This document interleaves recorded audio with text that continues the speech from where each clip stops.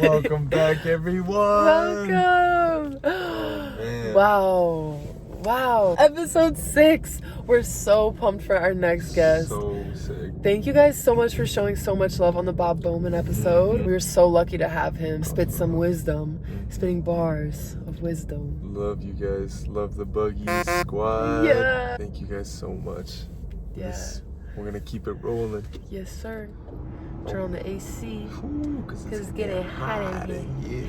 Today we have a really special guest. One of the best people out there, the best human being out there. Oh man, we have a treat for y'all. We're so excited to introduce our next guest. Come on with it. And Olivia Smoliga. Sit back.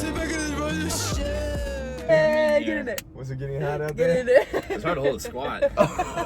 Hey, Ryan Held, thank you so much for being here. Thank you, bro. Oh my gosh, thank you so much for being here, Ryan. We're so pumped to have you. All right, so I'm just gonna go into my notes. I'll get a little plug for Moleskine. Thank you so much for gifting me this beautiful notebook. Thank you. All right. Welcome, Ryan Held. We are so pumped to have you on episode 6 of Car Date. Let's go. Ryan Held, you are an Olympian, a U.S. Open record holder, an Olympic gold medalist, a world's medalist, a multiple-time international race extraordinaire, and your first ever international team was the 2016 Olympics. That's crazy. Yeah, dude. Did you have any junior trips before that or anything like that? I did not, no. Really? I didn't even swim USA. I swam YMCA. Didn't even swim age group, What? states, AAA, futures, whatever zones. NCSAs. Dang. What was it like to swim on a finals gold medal winning relay at your first ever international? It was definitely dreams come true. I think every kid thinks about, hitting the corner 3, catching the last second Hail Mary, doing that. And for swimmers, it's like swimming on the night relay, being that guy, winning it for your team. I honestly didn't have no expectations because we all knew Michael was going to be on the relay. And I was just, honestly in the morning, just happy to be there with me, Blake, Jimmy, and Anthony. Any one of those other 3 guys, I would have been totally pumped if they would have been on the relay, because I had faith in all 3 of them that they could do the job. But when the coaches decided to come to me, that was pretty nerve-wracking. But in the time, I knew it was just a race, 100-meter free, something I always do day in and day out. So that it did not phase you at all in any way? It didn't phase me until we walked out. Until we walked out the doors. And you're holding hands with everyone. With Phelps and oh my gosh. Yeah. But no, in the ready room, Caleb and I were just joking, laughing, kind of doing just stupid stuff.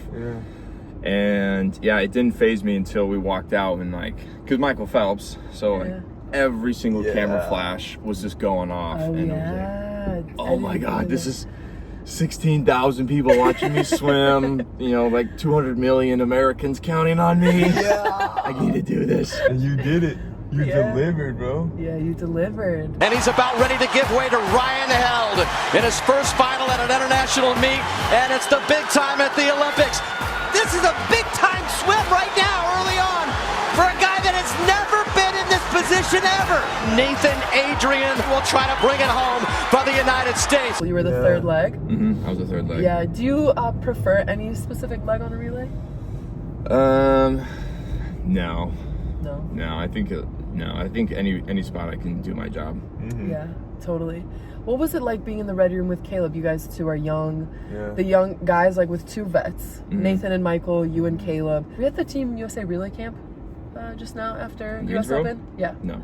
All right, so Todd DeSorbo was talking about how you and Caleb were, whenever you guys would be head-to-head at Olympic camp, you guys would just put your best foot forward. Y'all were throwing up after some sets or something like that. Yeah. So what was that like? What was that lead up like being at an Olympic team camp, racing against and with guys that you would then be on a relay with? First answer was just iron sharpens iron. Yeah. So I think Caleb, Blake, sometimes we had Jack Conger or Townley come in and train with us. But us three, and Cody, but not as a freestyler. Yeah. But us three freestylers were like the main, okay, we're each pushing each other to be the very, very best. Yeah. And I think at the end of the day, there wasn't a sense of competition between each other because like we were all in the same relay. So no matter what, how we swam, we were all getting the same place and the same like reward. So it didn't matter if this like, I got like, oh, if I train better than him, like maybe that'll give me the edge when we do the individual, do this. But since we were all getting the exact same placement, we didn't have that like that inner competition. But we had bragging rights. Like Bragging rights. during camp of, you know, I beat you in that 25, you beat me in that 50.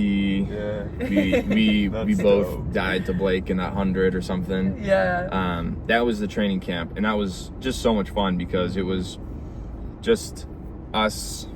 I mean, you were part of that group. It was like there was like 10, 12 young guys, college guys that were just hanging out, having fun, and just because this was our first big meet, and like in the ready room too. That was Caleb and I's like that was Caleb's first race, so first ready room. Wow. And that was my like first ready room besides Besides a prelims, curtained off section of Y Nationals of a pool deck. It was kind of like ignorance is bliss. You didn't really know what it was. Was it intimidating in any way, like with other countries and like just big dogs? A little bit. It was scary. It was intimidating to see like men like Flo. yeah, I was about to say. And like Vlad was in there. He's not like big, but he's a powerhouse. He's a dog. He's a dog. Yeah. So it was a little intimidating to be like, okay, those guys are all pretty good, but you know, we earned our spot to get here too. Yeah, we were doing some research and we watched some interviews of you. I think literally just last summer's international team trials with Swim. You were talking about swimming for the 8-year-old you. Mm-hmm. And the way that you just said, you know, you're a bunch of college kids kind of at the biggest stage of sport. Why is 8-year-old you significant? Why did you bring up like that age? And is that kind of like a constant source of inspiration for you? I think in the moment I don't think about the 8-year-old self, but like when it's in the hard times, I think about that like 8-year-old self, because that like 8-year-old Ryan is like the classic picture of like any little kid at a pool, goggles upside down, the cap is like you know, like 90 degrees off center, and it's just like that little kid fell in love with swimming. He just loved being in the water. He didn't care if he just got like 6th, got DQ'd, 1st. He just liked racing and being in the water. That swimmer was not outcome based. But I think as you get progressive and further down in the competition, and I think a lot of modern day sports and coaching is outcome based, of like you win, you beat other people, and it's not like you beat your times yourself, you racing yourself simultaneously with 7 other people in the pool. It's just your race. It's not our race. It's your race plus 7 other people. That little kid, that 8-year-old Ryan, is the one that like views that, just wants to swim, just wants to race, just for like the joy of racing and having fun. You know, focusing on just yourself. I'm just going to try to beat myself, be better than I was yesterday. That actually, it alleviates some of that pressure, that outcome-focused pressure, which actually ends up, and we've seen it countless times, there's so much research too, that lends the best result. Speaking of your 8-year-old self, like, was that when you started swimming? Was that when you got your first taste of like wanting to possibly be an Olympian? What got you from YMCA swimming to the Olympics? 8 years old? No, I started swimming. Were you like summer league? I was like 6, yeah. I did like summer league, and I didn't swim year round until I was in 7th grade. And then broke my leg playing indoor soccer. Really? Oh damn! Yeah. Indoor soccer, huh? Yeah. Have you ever heard of that? No. It's just basically a soccer field in a hockey rink. Really? So you can like kick it off the wall and like do all these other stuff, and you can like bank, and it's such a short field. It's it's not grass. It's turf. Yeah, so Oh, they'll okay. melt the ice and then just put on turf. Wow, really? Yeah, so I broke my leg playing that. But I think this is the silver lining. I had to do hydrotherapy. Ooh. So I had to get in the water and like move and do Wow. step ups and like walk and kind of tread water. Yeah. And that's really when I was like, I really like this. And that's Yeah. when I said no to more contact sports. I wasn't great at running and cross country and track. So I was like, I'm going to become a swimmer now. And that was full on. Wow. I decided to become a full year-round swimmer. That's crazy. If a similar thing happened to me, I played volleyball up until 7th and 8th grade, and I sprained my ankle really bad. I was going up for a spike, and I just landed wrong. And I also was a dual-ish sport, like when volleyball was happening. Yeah. And then I would do hydro. I would just be like flutter kicking to kind of, strengthen my ankle again. Wow. And then I decided to be a full-time swimmer at that age too, like right around then too. At the Olympics, what were you thinking about on the podium? What brought this like really great wave of emotion to you? A little bit of everything. So I was thinking about I was from Springfield, Illinois. It's not a swimming powerhouse city. I grew up most of my career in a 4-lane pool, and it was only in my high school that we built an 8-lane pool for the new Y. So like I didn't really have the facilities. We didn't have any sports science or strength and conditioning. I thought about how thankfully I got recruited to NC State, which was at the time wasn't a great program. It wasn't a SEC powerhouse or Cal, Stanford. Yeah. It was kind of up and coming, and then thankfully got good at long course, and then was like, oh, okay, I just wanted to make semifinals. Well, I made semifinals in first, and now I made finals and second overall seed. Like, okay, well now I just got to beat 2 people and I'm in. And so then it's like made the relay or made the team, and then it became like, okay, well it'd be cool if I made the night final, like the night relay, but I don't know if I will. Then I made the night relay, and then I was on the podium, and we weren't supposed to win. It was supposed to be France. They had the best relay, and so then I was thinking about all these things that couldn't have happened, shouldn't have happened, but did happen. And I was thinking about how proud I was to be an American. I think, do you remember that story David Plummer told about the flag? It was in our little team meeting in San Antonio. He was saying how he was something that was like leaving Omaha.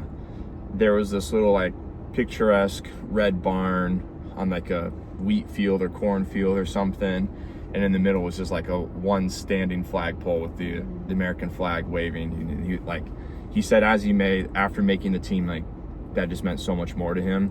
It was swimming more for those people of, little town Nebraska or little small farming village Nebraska, and the people of New York, people of LA. So swimming for everyone in the United States. And I thought about that, and I thought about all the like great freedoms and joys we have being as an American, and I think all those just came to fruition on the podium. Oh, that's beautiful. Thank you for sharing. Thank you, bro. Oh my gosh, it's really cool the way that you describe kind of your step-by-step journey.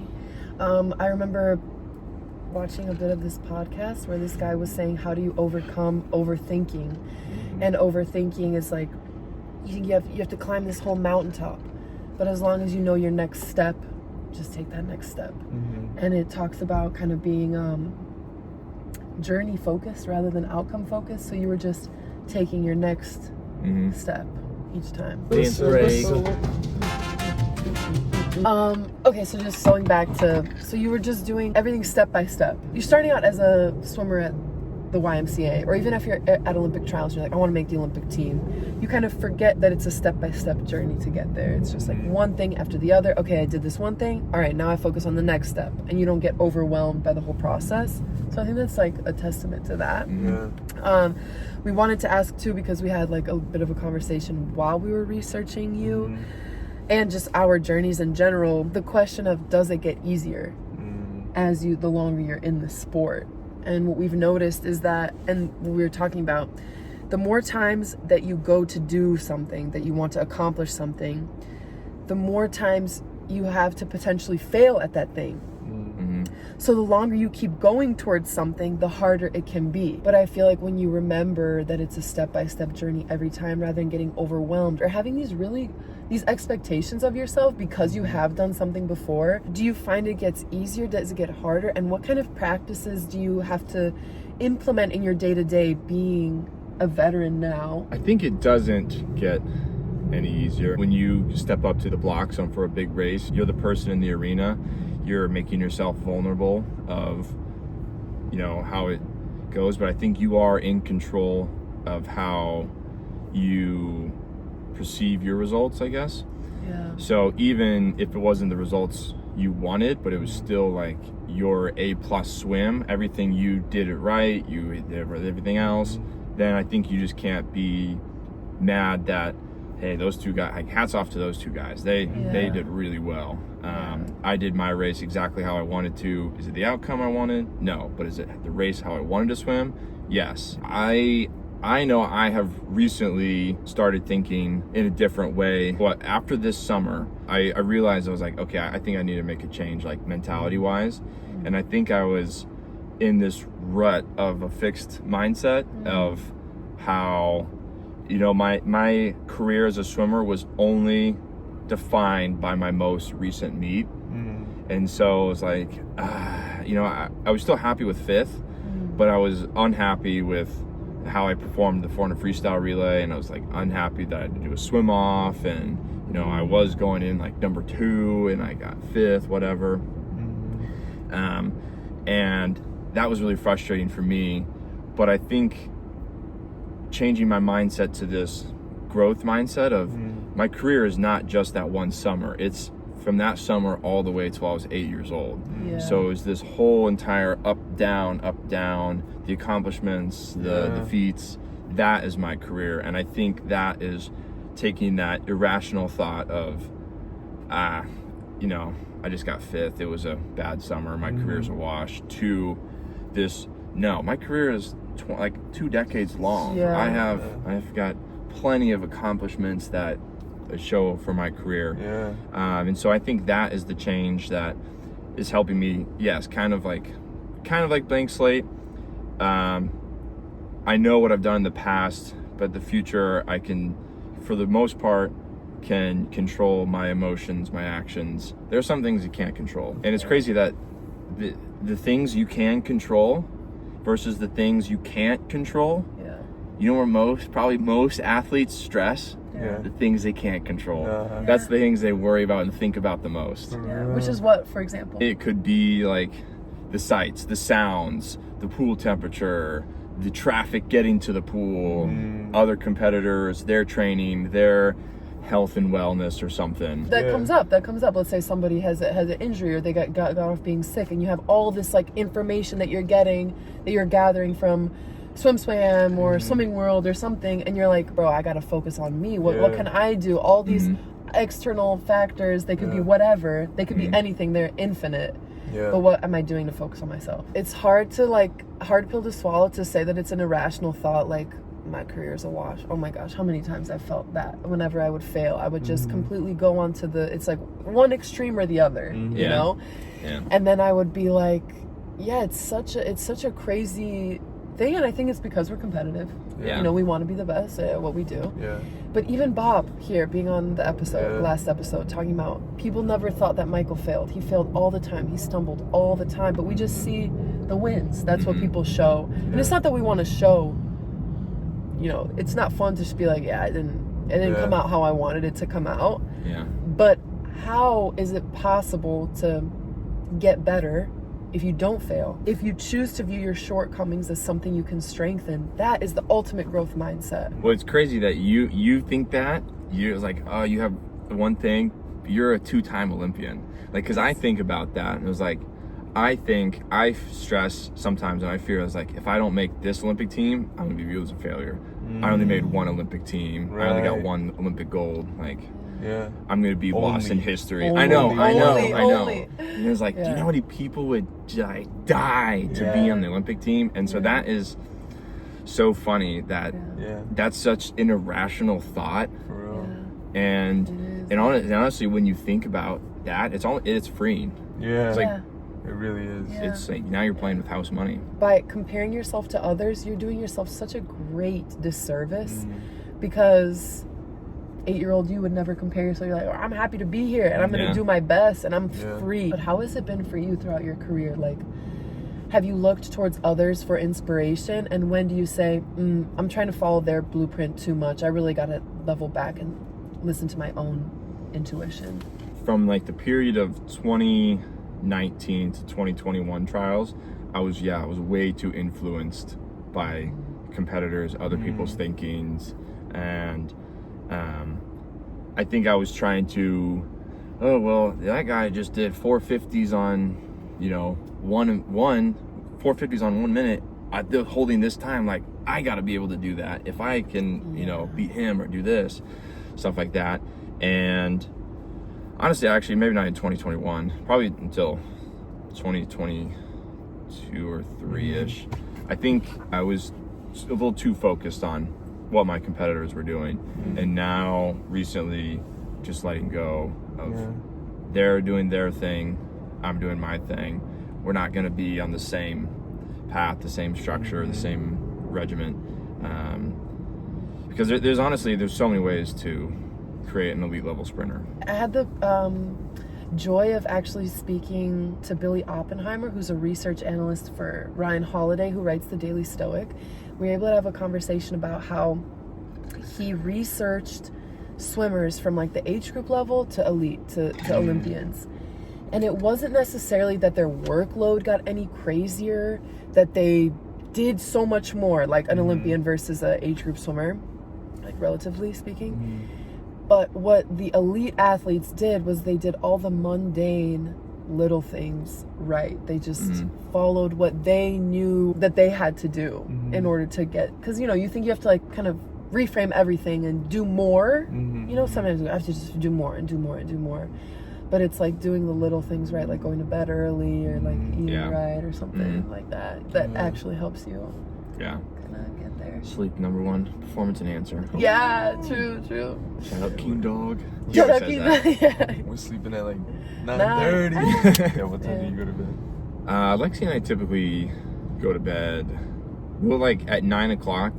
It's like, okay, let's wind down. Yeah, let's wind down. Speaking of Lexi, so Lexi is Ryan's wife. Like, how has it been having an ultimate supporter with you, traveling with you, through all of the different places you've trained at, NC State, Alabama, Indiana, now to ASU. And she's been there for you throughout all of that. How important is support in your life? Really, really important. She's kind of like that person I can vent to, because she was a swimmer herself, but she hasn't swam since college. She loved swimming, but she was never into like, I think, the long-term swimming. She like understands my pains and like my vocab, but she also at the same time in a way like doesn't care about some things. So I can kind of talk to her as like a third party, no skin in the game kind of person.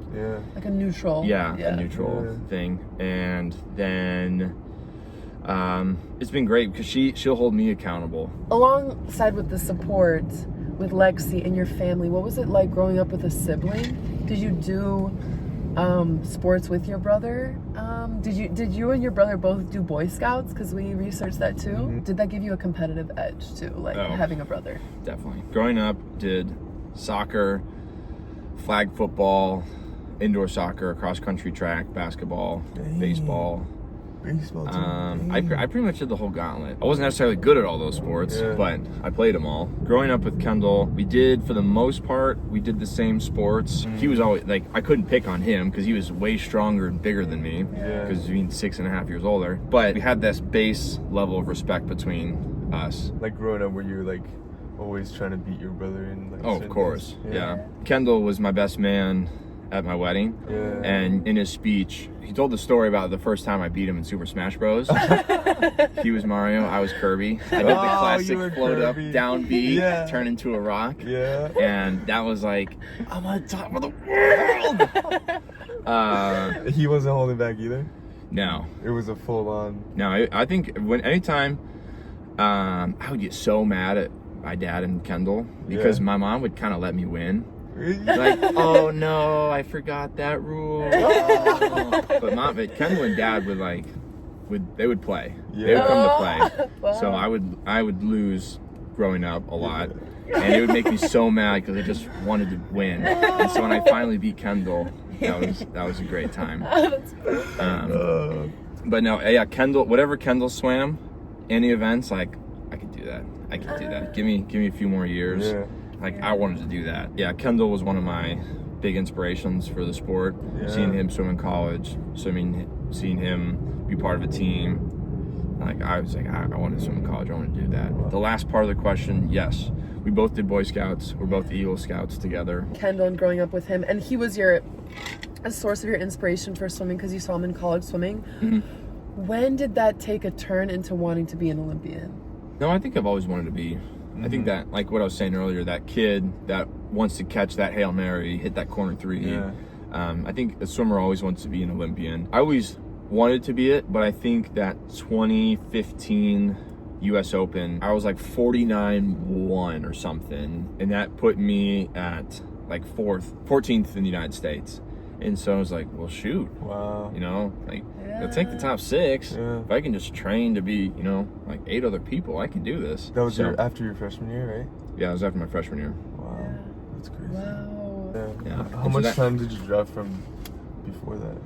Oh, man, I think I went into college as 100 free. I think I was like 53 or something. No way. And you then, went or into maybe- college with the 53? It was like 52.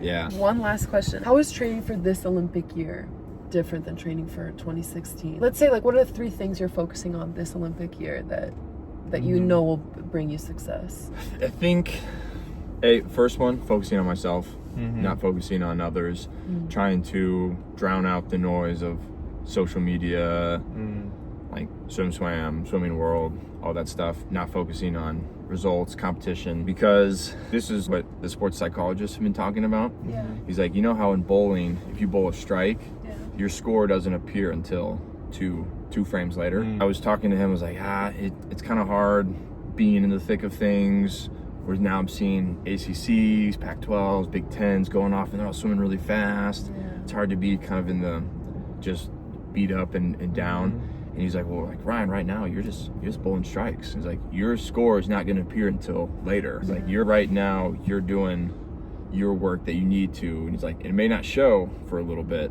He's like, but you're bowling strikes right now. Love it. And so I was like, I like that. I love love that. And then second, trying to kind of complete the circle. I want to make sure that I've been a good influence on the ASU guys, leave a good impact there, because when I was swimming, we had pros like Eugene Godso, Cullen Jones, Caleb Weir, Jonathan Bofa, and David Williams. The same age to Cullen I was in college is now like the same age I am to some of the ASU guys. I just want to make sure that I leave a good impression on them. They make sure they're I don't know, try to be a good positive influence, because training with those guys when I was in college was like the best. I loved hanging out with them, or not hanging out with them. I just loved being around them, soaking up knowledge and wealth that they had.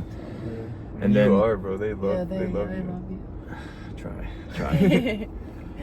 And then the third is to just know kind of what we're thinking about, going back, growth mindset versus fixed mindset. Fixed mindset would think, if I don't make this 2024 team, my career was kind of a failure. Growth mindset is this Olympics doesn't affect my overall career. Doesn't affect what I've done. My career is not just this summer, this 2024 summer. It's 2 decades long. I've traveled to like 18 different countries because of my swimming. That's something no one can take away. Like, done all these other accomplishments, got NCAA titles. Having that open mindset and not fixed mindset, because fixed mindset, just like after 2021 trials, that was pretty like low period, because I just thought I was a failure. I hated swimming. I didn't want to do it anymore. Because I thought, like, I'm so embarrassed. Everyone is going to be talking about me.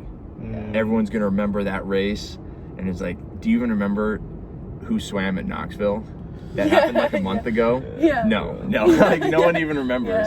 Yeah. No one cares. It's just swimming. Yeah. Like life goes on. Yeah. Like you swim, you are not a swimmer. Yeah. Like that's not your whole identity. It's really crazy, like how when you get closer and closer to achieving that top 1%, you have to drown out so much noise and really get into that focus of just yourself. And I think you're doing such a great job. I think you like teach all of us at ASU how to do that, to just be focused on yourself and to just do the work and do it so well. So thank you for your presence at ASU. Thank you for like the influence you have on all of us, for the inspiration that you bring to not only all of us, but all of those who are going to watch this episode. So thank you so much. Thank you, bro. Thank you so much for being here, Ryan. you, Thank bro. you. Thank you, guys. Come on with it. Oh. Thank you, guys. Thank Let's you. go. Till next time. I never understand cars that do that. Yeah. I just pull in regularly. Yeah, I agree. I literally agree. Oh, back up. Yeah, Why they why back back into into a it? spot. So you can get the backing up over with. I feel like it's sketchy, like leaving.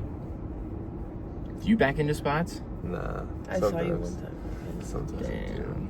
But if you have a backwards camera, it's easy. I don't It have a is. backwards camera. I don't have a backwards camera. Yeah, that's I right. know. That's Yeah. right. I have to hit one of these. Yeah. No, in the Jetta at Yeah. Knoxville. Oh. He had a camera right here, but he Yeah. was still like. Yeah. I forgot about that.